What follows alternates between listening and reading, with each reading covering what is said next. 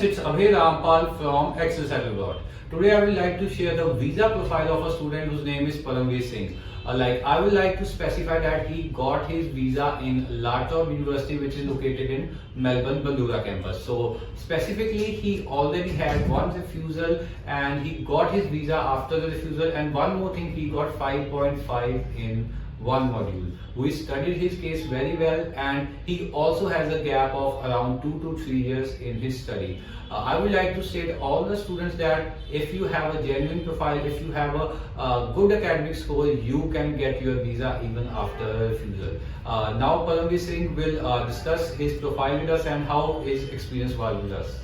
My name is Paramveer Singh, and I received my Australia visa from Settle Aabroad. And I have one refusal and 2 to 3 years gap. And I have applied for study visa in Melbourne, in Latop University. And moreover, I have also scored overall 6.5 bands, and I have 5.5 band in one module. And it was a very good experience for me, and Abhi sir helps me a lot